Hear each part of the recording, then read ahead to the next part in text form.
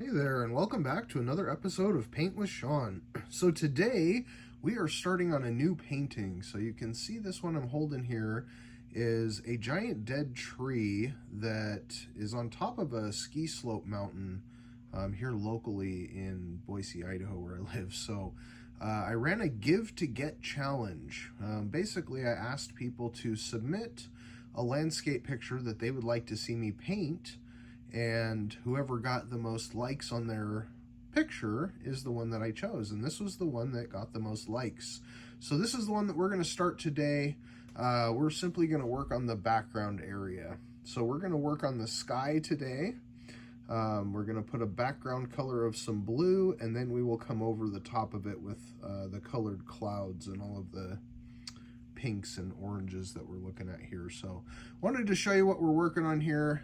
We've got our canvas already set up. It has a nice layer of white gesso on there. Like the gesso, it kind of dries slowly, but it allows for the paint to blend and mix and create some color. So we've got sort of a darker blue over here, and it kind of becomes a lighter blue over on the other side. And it turns to a little bit of a greenish blue over here, so we're going to add a bit of yellow towards the end. But we're going to use our big giant brush to cover some real estate here. We're looking at to about here, so just below halfway with the scale on our picture here. So I'm going to go straight into my blue, and we're going to use this, again, this big brush gives us some good real estate coverage here, and I'm just going to go in X pattern and put some blue on the canvas here, and this will lighten as we go because of the liquid white that's underneath. Okay, so it's not liquid white, it's gesso, but you can see immediately this starts to become a lighter color. So we're gonna have to apply lots of paint today, get our sky covered in some blue. Okay, and this is fairly close to the color. It's a little bit lighter. I might touch into the yellow. That was a little too much yellow, so we're going to come back with some more blue. Give ourselves a good amount of color going on here. There we go. That's a little more of a bluish green color. I got a lot of yellow in there, so I don't want it to be quite that green. So I'm going to keep coming back with just more blue. So that's one of the things, guys, is mixing colors really is a big piece of any painting that you do. Is what does the color look like in real life, and then adjusting, you know, what you're putting into that to kind of match it. So you can see that really turned it into a lot more of a greenish blue color. Okay, and again, this is not the end product, so we're just kind of putting some color on here. Get a lot more of that pure blue. That's really what I like. That's what it looks a little more like. And I'm going to touch into the white and lighten that up, so that really becomes more of a light blue, green kind of color. And this white underneath will dry fairly quickly, so I really want to kind of get this on and get everything applied, and then we'll go back and blend it, and that will really lighten it up. Okay, so I'm gonna touch into just the white. I want to really lighten this up a bit. It's a little too dark for me.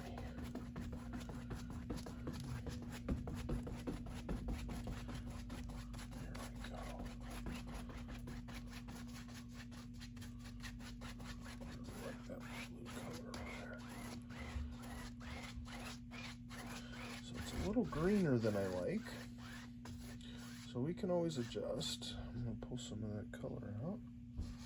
Okay.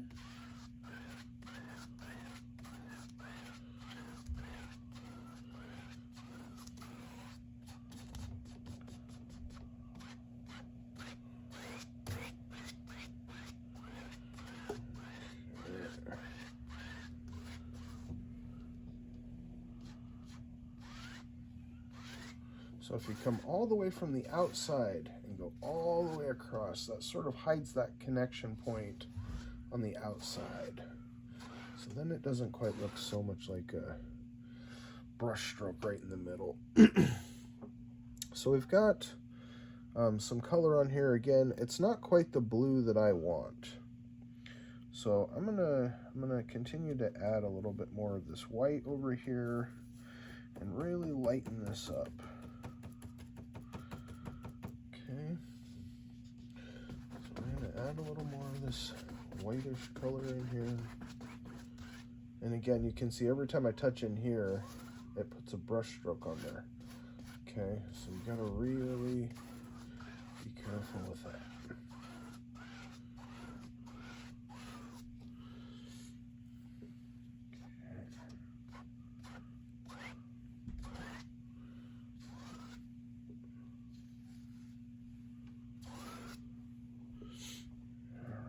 Again, I want to just continue to lighten this. So I'm going to go into my blue again, touch in the white,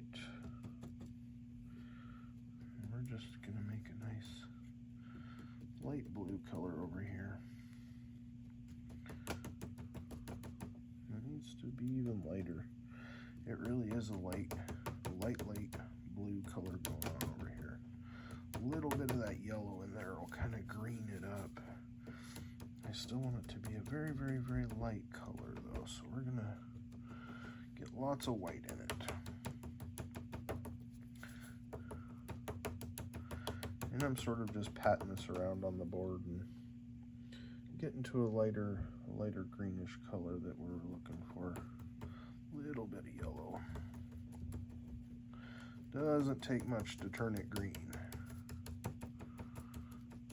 Alright, here we go. And this white really takes a lot to take these dark colors down in value. Okay. So take your time mixing your colors, because really that's the thing that makes a painting look correct, is having the right color. Okay, there we go. And because I've already got color on here, it's going to be a little more difficult to get the exact color I want until this dries out. Okay. So I'm going to go a little more extreme with the white. Let's see, where's my white? Hiding over here behind my picture. Okay, so this is a process, guys. This is not something that we step right in and get the perfect thing immediately. And again, we're just doing the background color. Okay, so I'm going to put some white straight on the board here, because I really want this corner over here to lighten up.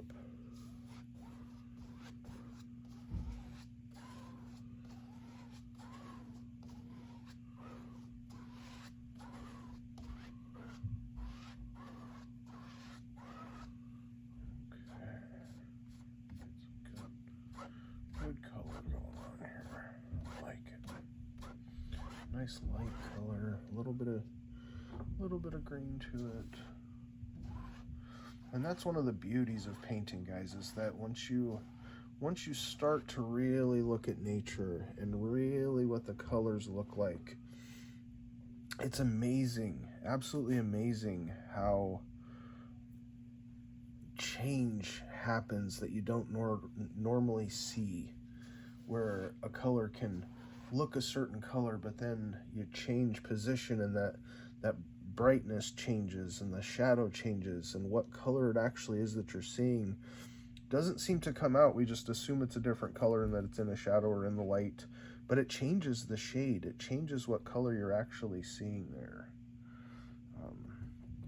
So pay attention to those things when you're out in nature, okay? And the center here is a real blue. Okay, so I'm gonna just again put some more of that color in there. And this picture will not be perfect. I really don't strive for absolute perfection in recreations.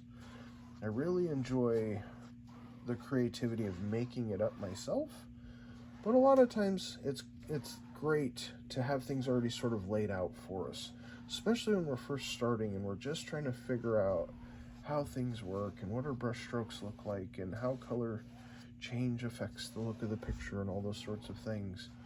When it's laid out for us, we don't have to figure that out. We just kind of mimic what's there, okay? So I'm just sort of going over it a little bit. This wet brush is not the best for blending. Really, I recommend a dry brush, but we've got all this color on here, and boy, it really gives it a lot of depth and dynamics and that sort of stuff. So again, we're going to cover a lot of this up with more of our orange color. Okay, so we've got oranges and pinks. So let me bring this back up on the in front of you guys here. So this is our picture that we're working on. So again, colors not exactly perfect. This one's very bright because of the picture being shown on here. So we can brighten this up if we want. We can make this a little bit lighter and play with it because we do have sort of a darker background going on. So again, guys, this gives you that opportunity to sort of see what do things look like, how do I want them to play out and look in the picture compared to what I'm copying. Okay, so this is the one that we're working on here. We're gonna let our blue background dry, and then we're gonna come over the top of it with these bright yellows and pinks and oranges that are playing in through here. So I appreciate you guys hanging out with me on this journey, and I will see you in the next video.